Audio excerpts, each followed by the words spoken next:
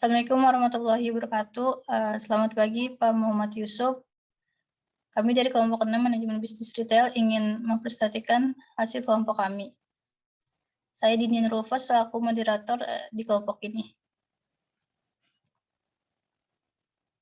yaitu manajemen hubungan dengan konsumen yang akan kita bahas. Tapi terlebih dahulu ada rekan saya, yaitu diantaranya Ahmad Salman Sahid, Anissa Yasril, dan Rina Herlina. Next.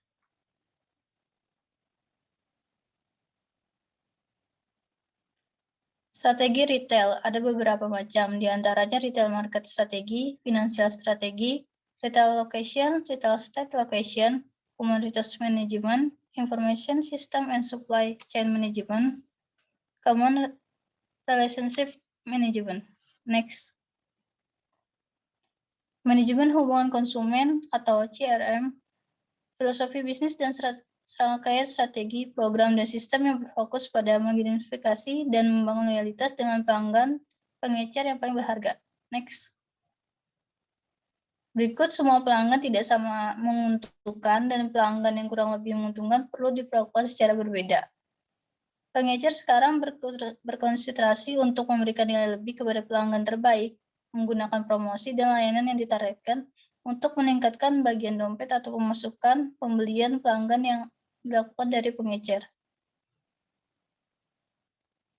Perlunya kesetiaan pelanggan, yaitu diantaranya berkomitmen untuk membeli barang dagangan dan layanan dari pengecer, menolak upaya pesaing untuk menarik pelanggan setia, keterikatan emosional dengan pengecer, yaitu dengan memperhatikan personalnya, memberikan pengalaman positif yang terlupakan, program komunikasi membangun merek. Next. Berikut, bisakah penawaran diskon harga mencapai kesetiaan pelanggan?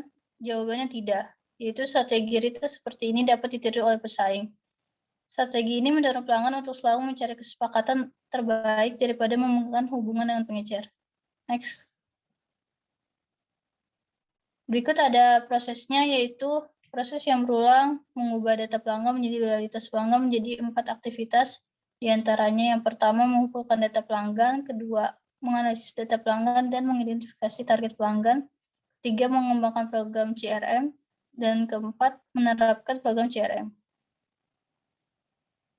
Siklus prosesnya yaitu collecting customer data, lalu learning, analysis customer data and identification target customer, developing CRM program, action, implementing CRM program. Mengumpulkan data pelanggan basis data pelanggan, yaitu transaksi riwayat lengkap pembelian, tanggal pembelian, harga yang dibayarkan SKU yang dibeli, apakah beli tersebut dirangsang oleh promosi atau tidak, lalu kontak pelanggan oleh pengecer, titik sentuh, kunjungan situs web menanyakan ke pusat pelanggan, lalu surat tersebut dikirim ke pelanggan. Dan melakukan preferensi informasi deskriptif tentang pelanggan, data demografi dan psikografis, dan tanggapan pelanggan untuk kegiatan pemasaran. Lalu akan dilanjutkan oleh teman saya. Selanjutnya ada mengumpulkan data pelanggan dengan mengidentifikasi informasi. Pendekatan yang digunakan pengecer berbasis toko. Pertama, meminta untuk mengidentifikasi informasi seperti nomor telepon, nama, dan alamat. Kedua, menawarkan kartu pembelanja yang sering, yaitu pertama untuk program loyalitas yang mengidentifikasi dan memberikan penghargaan kepada pelanggan yang melindungi pengecer. Kedua, dengan kartu kredit label pribadi yang memiliki nama toko di atasnya. Ketiga, menghubungkan data pembelian internet dengan toko. Next. Masalah privasi. Pertama, kontrol atas koleksi dengan mengidentifikasi apakah pelanggan mengetahui informasi apa yang dikumpulkan dan apakah pelanggan merasa dapat memutuskan jumlah dan jenis informasi yang dikumpulkan oleh pengecer. Kedua, kontrol atas penggunaan dengan mengidentifikasi apakah pelanggan mengetahui bagaimana informasi tersebut akan digunakan oleh pengecer, dan apakah pengecer akan membagikan informasi tersebut dengan pihak ketiga. Next. Tingkatkan kekhawatiran privasi saat menggunakan saluran elektronik. Pertama, informasi yang dikumpulkan tanpa sepengetahuan pelanggan. Kedua, mengumpulkan data aliran klik menggunakan cookie, mirip dengan orang tak terlihat yang merekam pelanggan saat mereka berjalan melalui toko. Next. Keputusan pelanggan untuk informasi penawaran bisa dilihat pada gambar yang menyeimbangkan antara manfaat dan resiko. Next. Melindungi privasi pelanggan. Berikut perbedaan antara Amerika Serikat dan Uni Eropa. Yang pertama, Amerika Serikat. Ada perlindungan terbatas di area tertentunya. Terdapat pelaporan kredit, penyewaan video, perbankan, dan rekam medis. Kedua, ada menyisih, yaitu konsumen harus secara eksplisit memberitahu pengecer untuk tidak menggunakan informasi pribadi mereka. Sedangkan Uni Eropa yaitu pertama, ada undang-undang privasi konsumen yang ketat. Informasi hanya dapat dikumpulkan untuk tujuan tertentu. Tujuan harus diungkapkan kepada pelanggan. Informasi hanya dapat digunakan untuk tujuan tertentu. Dan informasi tidak dapat diekspor ke negara-negara dengan peraturan yang kurang ketat. Dan yang kedua, ada ikut serta. Konsumen memiliki informasi pribadi mereka dan pengecer harus membuat konsumen secara eksplisit setuju untuk membagikan informasi pribadi ini. Next. Pedoman FTC ya, untuk praktik informasi yang adil, yaitu ada pemberitahuan dan kesadaran berisikan pernyataan komprehensif tentang penyimpanan, manipulasi, dan penyebaran informasi. Kedua, ada pilihan atau persetujuan, yaitu opsi opt-in dan opt-out. Yang ketiga, ada akses atau partisipasi yang dimana pelanggan dapat mengkonfirmasi dengan akurasi. Yang keempat, ada integritas atau keamanan, yaitu kontrol untuk pencurian dan gangguan. Dan yang kelima, penegakan atau ganti rugi, yaitu mekanisme untuk memastikan kepatuhan. Next. Menganalisis data pelanggan dan mengidentifikasi target pelanggan. Menganalisis basis data pelanggan dan mengubah data menjadi informasi yang akan membantu pengecer dalam mengembangkan program untuk membangun loyalitas pelanggan. Dalam penambangan data, teknik yang digunakan untuk mengidentifikasi pola dalam data ada 3, yaitu yang pertama, analisis keranjang pasar. Yang kedua, ada mengidentifikasi segmen pasar. Yang ketiga, mengidentifikasi pelanggan terbaik. Next. Selanjutnya ada analisis keranjang pasar. Analisis data yang berfokus pada komposisi keranjang pasar pelanggan seperti barang apa saja yang dibeli selama 1 kali belanja. Analisis tersebut menggunakan pertama kedekatan untuk memajang barang dagangan, kedua promosi bersama, misal pisang di lorong sereal serta di bagian produk bir dengan gayung bayi dan tisu dengan obat flu. Next. Analisis keranjang pasar diajarkan Walmart untuk berubah. Contohnya produk pisang, penempatannya berdekatan dengan cornflake. Terus produk tisu basah berdekatan dengan kertas tisu dan obat flu. Selanjutnya sendok takar berdekatan dengan peralatan rumah tangga.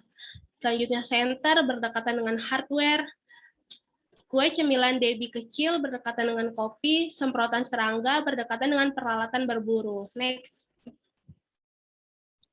Selanjutnya akan dijelaskan oleh rekan yang lain. Ya, selanjutnya itu ada mengidentifikasi pelanggan terbaik. Untuk memperkirakan nilai seumur hidup atau LTV, kita dapat melihat kontribusi yang diharapkan dari pelanggan terhadap keuntungan pengecer atas seluruh hubungannya dengan pengecer. Yang kedua, kita dapat menggunakan perilaku masa lalu untuk memperkirakan pembelian di masa depan, margin kotor dari pembelian ini, dan biaya yang terkait dengan melayani pelanggan. Yang terakhir, kita dapat mengklasifikasikan pelanggan berdasarkan keterkinian, frekuensi, dan nilai moneter dari pembelian. Berikut adalah contoh kasusnya. Berikut adalah contoh kasus pembelian selama 10 minggu terakhir. Dalam klasifikasi pelanggan berdasarkan keterkinian dan frekuensi, kita dapat melihat bahwa Jack adalah pelanggan yang mungkin memiliki nilai seumur hidup terbesar. Next. Berikut adalah piramida pelanggan. piramida pelanggan kita dapat lihat dalam sebelah kanan. Untuk piramida yang paling atas itu adalah customer yang paling menguntungkan untuk kita, dan yang paling bawah adalah customer yang paling tidak menguntungkan. Untuk yang paling atas terdapat platinum, yaitu customer terbaik, paling setia, dan customer paling tidak sensitif terhadap harga. Next. Yang kedua ada customer emas atau customer gold, yaitu customer terbaik berikutnya dan customer yang tidak setia. Yang ketiga ada customer besi atau customer iron, yaitu customer yang tidak layak mendapatkan perhatian sebanyak-banyaknya. Dan yang terakhir ada customer lead. Ini adalah customer yang paling tidak menguntungkan, yaitu memiliki nilai LTV negatif. Next. Berikut adalah analisis RFM. Analisis RFM digunakan oleh pengecer untuk katalog dan pemasar langsung. Ada 3, yaitu kebaruan. Digunakan untuk mengetahui seberapa baru pelanggan melakukan pembelian, frekuensi digunakan untuk mengetahui seberapa sering mereka melakukan pembelian, dan keuangan dilakukan untuk mengetahui berapa banyak yang mereka telah beli. Next. Ini adalah strategi target RFM. Next. Ilustrasi aplikasi RFM berdasarkan target yang tadi sudah dijelaskan. Pengecer katalog memutuskan kelompok pelanggan mana yang akan mengirimkan katalog berdasarkan pengalaman dan analisis RFM database pelanggan. Yang pertama, ukuran pesanan rata-rata untuk pelanggan diesel yaitu $40. Margin kontribusinya dengan 50%, dengan tingkat respon 5%, serta biaya katalog dan pengiriman $0,75. Sekarang, selanjutnya ilustrasi aplikasi RFM, kita akan mengetahui akankah pengecer mendapat untung melalui pengiriman ke segmen RFM ini. Kita dapat melihat keuntungan dengan cara kontribusi dikali dengan tingkat respon dikurangi biaya, kita akan mendapatkan keuntungan. Dapat dilihat kontribusinya yaitu $20 dikali tingkat responnya 0,05 dikurangi biaya $0,75, yang mendapatkan keuntungan $0,25 per katalog yang dikirim. Selanjutnya ada mengembangkan program CRM. Yang pertama itu, kita dapat mempertahankan pelanggan terbaik. Selanjutnya kita dapat mengubah pelanggan baik menjadi pelanggan terbaik. Dan kita dapat menyingkirkan pelanggan yang tidak menguntungkan. Selanjutnya akan dijelaskan oleh rekan saya. Oke, selanjutnya ada retensi pelanggan. Yang pertama yaitu program konsumen royal. Yang kedua yaitu layanan pelanggan khusus. Yang ketiga personalisasi, ada one to retail. Dan yang keempat ada masyarakat. Selanjutnya ada elemen dalam efektivitas program konsumen royal. Yang pertama itu memberi imbalan berjenjang berdasarkan nilai pelanggan. Yang kedua, menawarkan pilihan hadiah. Di antaranya yaitu tidak semua pelanggan menghargai imbalan yang sama, dan insentif non-moneter, serta penghargaan altruistik. Yang ketiga yaitu hadiahi semua transaksi untuk memastikan pengumpulan semua data transaksi pelanggan dan mendorong pembelian berulang. Yang terakhir yaitu transparan dan sederhana sehingga pelanggan mudah memahami kapan mereka akan menerima hadiah. Selanjutnya ada masalah dengan efektivitas program konsumen royal. Yang pertama yaitu pengeluaran, yang kedua yaitu kesulitan dalam membuat perubahan, yang ketiga ada dampak pada loyalitas dipertanyakan, yang keempat yaitu mudah diduplikasi, dan sulit untuk mendapatkan keunggulan kompetitif. Cara untuk mengatasinya yaitu kita perlu menawarkan manfaat yang tak terlihat.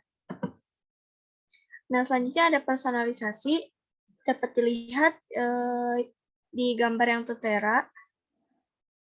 Gambar ini diambil dari situs amazon.com.